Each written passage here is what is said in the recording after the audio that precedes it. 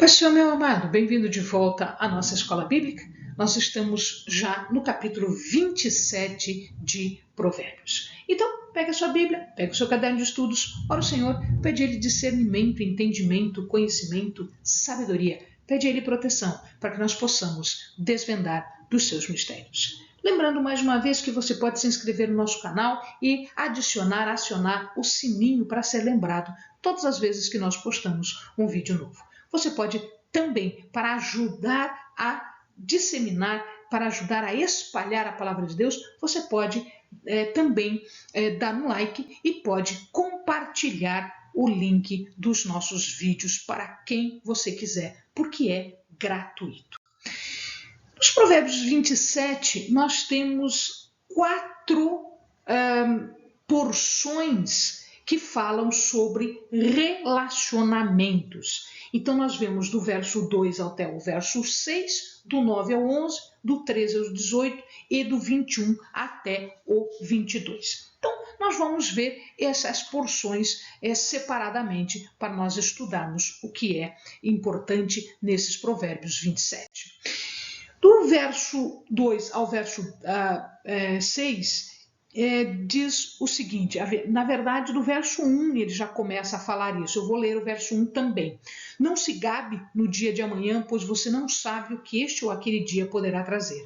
Que outros façam elogios a você, não a sua própria boca, outras pessoas, não os seus próprios lábios. A pedra é pesada, a areia é um fardo, mas a irritação causada pelo insensato é mais pesada do que as duas juntas. O rancor é cruel, a fúria é destruidora, mas quem consegue suportar a inveja? Melhor é a repreensão feita abertamente do que o amor oculto. Quem fere por amor mostra lealdade, mas o inimigo multiplica beijos. Bom, a respeito de relacionamentos, nós vamos ter vários outros assuntos aqui dentro. No primeiro momento, ele está falando o seguinte, olha, veja, não seja você a se elogiar. Isso nós já dissemos a vocês, aos amados, em vídeos anteriores, isso se chama jactância. A pessoa é jactanciosa. O que é ser jactancioso? É se autoelogiar, é atribuir a si algumas qualidades e algumas coisas que não são próprias. Então, que seja uma outra pessoa fazer isso para você, que seja uma outra pessoa a te elogiar. Melhor ainda, que seja o próprio Deus a te elogiar, mas não você mesmo. Até porque nós não sabemos o dia de amanhã, até porque nós não sabemos o que vai acontecer no futuro. Nós somos chamados aqui de filhos do tempo. O que quer dizer filhos do tempo? Significa dizer que o tempo segue, os acontecimentos seguem, tudo conforme a vontade de Deus. Nós não temos controle de nada, as coisas estão fora do nosso controle, por isso nós somos chamados filhos do tempo. A gente é o que é naquele momento. Amanhã eu não posso fazer nada por amanhã. Ontem já passou, eu também não posso fazer nada. Então, eu sou filha do tempo, ou seja, eu tenho que fazer as coisas corretamente agora, neste exato momento, porque o futuro não me pertence, o futuro pertence a Deus. Mas aí, você pode dizer, pois é, mas aí eu fico ansiosa, porque o que vai acontecer lá na frente? Então, tanto a jactância, que é esse auto-louvor, quanto a ansiedade, são problemas que nós podemos evitar. Como a gente pode evitar esse tipo de coisa? A gente pode evitar confiando tudo a Deus. Colocar tudo nas mãos de Deus. Logo em seguida, ele fala a respeito de palavras, que podem ser sinceras ou não. E ele dá ênfase, ele ressalta aquelas palavras que podem dar um ânimo, que nos dão alegria, que nos dão confiança. Estas palavras são palavras sinceras. As palavras sinceras são aquelas que nos animam, são aquelas cuja nossa alma bebe como se fosse um copo de água, é um refrigério para nós num tempo de calamidade, num tempo de quentura. Então, as palavras sinceras vão nos animar, vão nos dar alegria, vão nos dar confiança.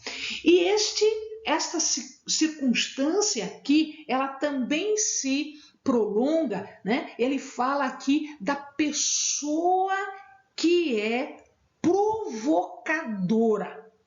Então nós temos que tomar cuidado para não cair em provocação. Eu conheço pessoas que são assim, pessoas que só estão satisfeitas à medida em que provocam, à medida em que causam brigas, à medida em que causam contendas. Não caia nesta história. Ele diz que, veja, a pedra é pesada, a areia é um fardo, mas mais pesado do que tudo isso é uma pessoa que provoca, é uma pessoa insensata que só quer saber de briga. Isto é um peso todo dia, é como se fosse uma guerra de braço, é como se fosse, né, uma disputa todo dia, a mesma coisa. E ele fala isso também de inveja. Inveja, pior ainda, né? Rancor é cruel, fúria é destruidora, mas o pior de tudo é a inveja. Lembrem-se o que aconteceu com Abel e Caim. Lembrem-se o que aconteceu com José e os seus irmãos. Lembrem-se o que aconteceu com Jesus. Todos estes foram alvo de um invejoso ou de alguns invejosos que lhes trouxeram bastante problema, que lhes trouxeram amargura. Então, cuidado aqui também com os invejosos. Logo em seguida, ele fala sobre a repreensão. A repreensão é melhor. É melhor que você seja repreendido por um amigo, por uma pessoa que te gosta, uma pessoa que te ama. Tá? É melhor isso do que o amor que não é manifestado, aquele amor que existe, mas eu sempre te amei, mas nunca manifestou, nunca demonstrou por atos, atitudes, não de palavra não, né? Mas por atos e atitudes, por fazer coisas. E a repreensão, amados, é um sinal de amor, porque a gente repreende, a gente ensina. A palavra de Deus diz isso. Ele repreende, ele ensina, ele vai atrás de quem ele ama. E quem ama, repreende para melhor. E isso significa que um amigo, ele pode repreender, ele pode causar o que a gente imagina ser uma ferida. A ferida de um amigo, a repreensão de um amigo, ela é curadora. Quando nós temos algum problema, a gente vai para a cirurgia. Então, esta ferida do amigo, ela é comparada a uma cirurgia. Significa dizer que eu vou provocar alguma coisa, eu vou provocar uma ferida cirúrgica, eu tiro o que estava me incomodando, eu tiro o problema e depois a pessoa cura. Isto é melhor do que o beijo do inimigo. O beijo do inimigo é uma ferida. Só que a ferida provocada pelo beijo do inimigo é uma ferida destruidora. Veja, quando Judas agiu contra Jesus, ele não fez uma ferida, ele deu-lhe um beijo. O beijo de Judas foi uma ferida destruidora, uma ferida de traição. Adiante, nós temos então do verso 9 até o verso 11 o seguinte: o perfume e incenso trazem alegria ao coração. Do conselho sincero do homem nasce uma bela amizade. Não abandone o seu amigo, nem o amigo do seu pai. Quando for atingido pela adversidade, não vá para a casa do seu irmão. Melhor é o vizinho próximo do que o irmão distante. Seja sábio, meu filho, e traga alegria ao meu coração. Poderei então responder a quem me desprezar. Então nós temos aqui algumas coisinhas para a gente lembrar. Azeite, perfume, incenso, isto aqui era sinal de bênção. Então, em algumas palavras está escrito azeite, em algumas palavras está escrito gordura. O que é o azeite? O azeite, naquela época, o óleo, era usado tanto para ungir, quanto para embelezar, quanto para fazer medicamento. Então, ter azeite em casa significa que tem-se unção, tem-se embelezamento, beleza, e tem-se cura. Gordura, azeite, gordura é igual a bênção. Então, um conselho bom é gordura em casa, é unção em casa, é beleza em casa, é cura em casa. É bom. Conselho bom, conselho de sábio é o que a gente precisa. Depois ele fala aqui uma passagem que às vezes ela é mal entendida, né? O que ela está falando aqui em relação ao 10 e ao 10 mais especificamente, o verso 10 desse provérbio 27, é que a amizade ela pode crescer e ela pode ficar semelhante, ela pode ser comparada àquele laço familiar, aquele laço de família. Então ele diz, não procure o teu irmão lá longe. Eventualmente, quando nós estamos na nossa vida, às vezes a nossa família está longe, mas o nosso vizinho, o nosso amigo está perto. Então o que ele diz? Não vá lá longe, não perca tempo indo lá. Se socorre com teu amigo que está próximo. Por quê? Do mesmo jeito que a palavra diz que se socorra com o amigo que está próximo, a palavra diz, né? Não abandone o seu amigo. Então veja, eu estou dizendo para o amigo não abandonar o amigo, eu estou dizendo para o amigo procurar o amigo quando ele precisa. Porque o amigo aqui, ele vai servir de família. Porque existe um amigo mais próximo do que um irmão, a gente já viu num verso anterior. Então, procurar um amigo próximo, que seria um substituto de um amor, de um irmão de sangue que está distante. 13. Tome-se veste de quem serve de fiador ao estranho, sirva ela de penhor de quem dá garantia a uma mulher leviana. A bênção dada aos gritos cedo de manhã, como maldição é recebida. A esposa briguenta é como gotejar constante num dia chuvoso. Detê-la é como deter o vento, como apanhar o óleo com a mão. Assim como o ferro afia o ferro, o homem afia o seu companheiro. Quem cuida de uma figueira comerá de seu fruto, e quem trata bem o seu senhor receberá tratamento de honra. Então, o que está acontecendo aqui? Fiador a gente já viu várias vezes, eu não vou levar em consideração agora, porque a explicação já tinha sido dada em vídeos anteriores. Aqui ele está falando de uma questão de abençoar em voz alta. Abençoar em voz alta é querer ostentar. É você gritar para todo mundo ouvir o que você está falando. Você quer se certificar de que as pessoas ouçam que você é bom, que você preza, que você é isso, que você é. Isto é o abençoar em voz alta. É isso que a palavra está dizendo. Não faça assim. Não queira se aparecer de estar ajudando as pessoas, de estar abençoando as pessoas. Se você quer abençoar, abençoe. É isso que você tem que fazer mesmo, mas você não precisa gritar de madrugada. Você não precisa mostrar para todo mundo que você está abençoando. Abençoe. Deus vai saber.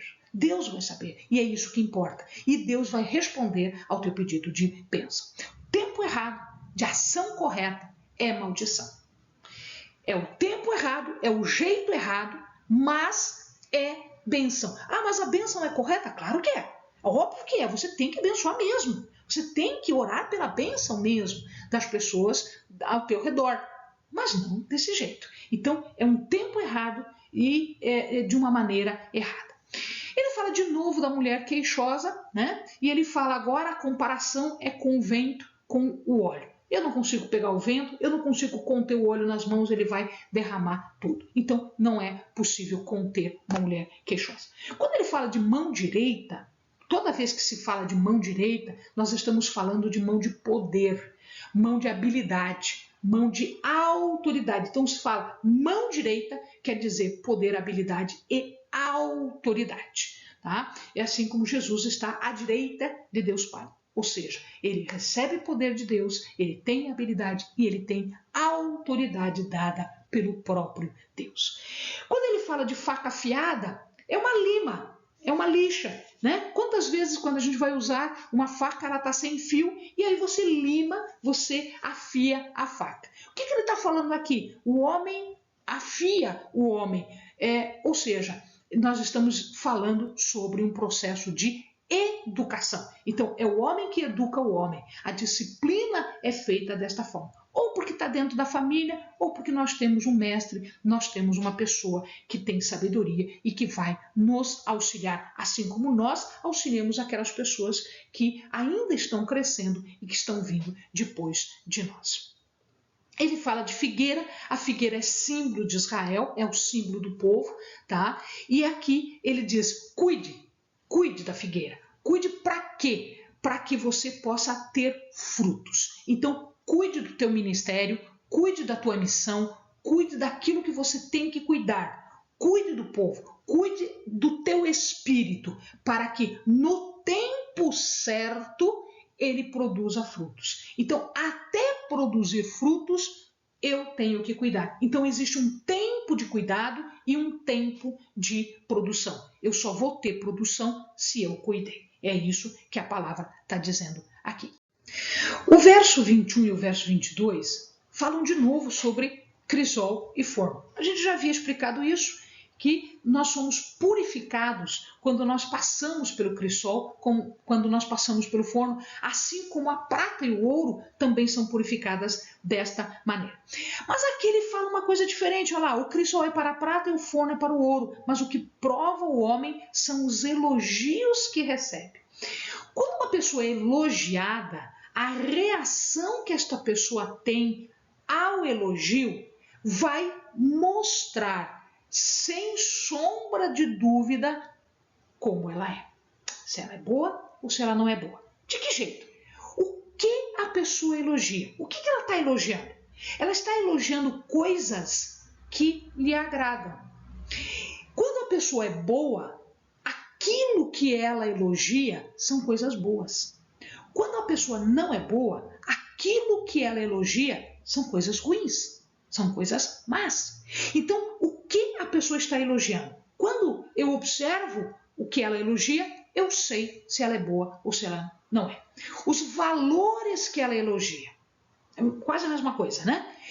Por quê? Os valores, aquilo que eu considero como mais importante, né? Temor do Senhor, a retidão de caráter, a honradez, os valores que eu estou elogiando é aquilo que está entesourado no meu coração. O que está entesourado no meu coração é aquilo que eu estou chamando a atenção de que é bom. Se aquilo que está no meu coração e que eu estou dizendo que é bom, porque eu estou elogiando, não é bom, significa que eu não sou boa, porque o meu coração não é bom. Quem eu estou elogiando? Eu não vou elogiar uma pessoa que é diferente de mim. Eu vou elogiar pessoas que são parecidas comigo. Por quê? Porque elas refletem aqueles valores, aquelas ações que eu valorizo. Então, se eu estou elogiando pessoas boas, é porque eu sou boa. Se eu estou elogiando pessoas ruins, é porque eu sou ruim. Porque eu estou elogiando aquilo que é semelhante. Como eu reajo ao elogio agora, não é o que eu estou elogiando, mas como eu reajo quando eu recebo um elogio. Quando eu recebo um elogio, o que eu faço? Eu aceito e digo, realmente, eu sou boa mesmo. Não tem outra pessoa que nem eu. Ou eu digo, não, mas espera lá, o mérito disso não é meu. O mérito disso é de Deus, que me deu graça, que me deu misericórdia, que me deu capacidade, competência para fazer o que eu fiz. Porque se sou eu que faço, não é Deus. Se é Deus que faz, então é Deus. E aí eu vou saber, como se eu passasse pelo crisol, pelo forno, eu vou saber a prova de como eu sou, do que eu elogio, o valor que eu acho importante, quem eu estou elogiando e como eu vou reagir a um elogio.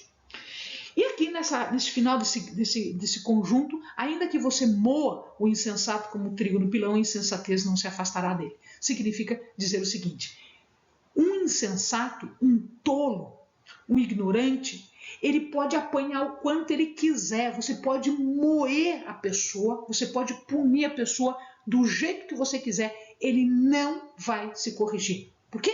Porque ele prefere morrer a dar o braço a torcer de que ele estava errado e de que você está ensinando no caminho certo. Então, isto é o tolo, isto é o insensato. Ele não ouve e pode apanhar o tanto que quiser da vida. Ele não vai se emendar, ele não vai se corrigir. Bom, com isso nós vimos os grupos que falam sobre os comportamentos humanos e agora nós vamos ver os outros versos que falam sobre outros assuntos que estão soltinhos aqui. Quem está satisfeito despreza o mel, mas para quem tem fome até o amargo é doce. Amados, quem tem fome come qualquer coisa, inclusive o que é amargo, inclusive aquilo que parece ruim. Quem tem abundância de comida acaba reclamando da comida, acaba desprezando a comida, não dá valor àquilo que tem. Aquilo que está faltando para outra pessoa está sendo desprezado por essa pessoa aqui, que é desprezível também, porque é abominável fazer uma coisa dessa. O verso 12 e o verso 19, eles falam sobre o coração do homem e o seu caráter. Prudente percebe o perigo e busca refúgio. O inexperiente segue adiante e sofre as consequências. Assim como a água reflete o rosto, o coração reflete quem somos nós. Porque nós somos, nós falamos e nós agimos daquilo que o coração está cheio. O caráter, a fala, o agir, o comprometimento da pessoa está no seu coração e ele vai refletir como a água reflete, né? O Sheol e a destruição são insaciáveis, diz o verso 20, como insaciáveis são os olhos do homem. Isto aqui é a ganância, é a inveja, é aquele que tem desejo e não se satisfaz. Ele quer mais, mais, mais, mais. Nunca se farta. Então esse é o verso 20. E finalmente, o verso 23 até o 27 fala sobre alguns outros assuntos que nós reunimos aqui. Esforce-se para saber bem como suas ovelhas estão, dê cuidadosa atenção aos seus rebanhos, pois as riquezas não duram para sempre e nada garante que a coroa passe de uma geração a outra. Quando o feno for retirado, surgirem novos brotos e o capim das colinas for colhido, os cordeiros fornecerão a você roupa e os bodes renderão a você o preço de um campo. Haverá fartura de leite de cabra para alimentar você, a sua família e para sustentar as suas servas. Então eu estou falando aqui, de novo, não especificamente, mas dá para entender que eu estou falando de um preguiçoso que não vai atrás das coisas, que deixa tudo se arruinar. Ele não tem diligência, ele não tem zelo, ele não tem cuidado. E ser zeloso, diligente e trabalhador é uma questão moral. É uma questão moral. Não dá para se deixar levar pela preguiça, pelo desânimo. As riquezas não são tudo, elas não duram para sempre. Então o preguiçoso ele tem que fazer as coisas produzirem, porque daqui a pouquinho vai acabar. A terra é abençoada por Deus e ela, trabalhada pelo homem, ela coopera para a riqueza e tudo que ele precisa ele vai receber, porque Deus abençoa, porque ele é um trabalhador, ele é uma pessoa que está trazendo coisas.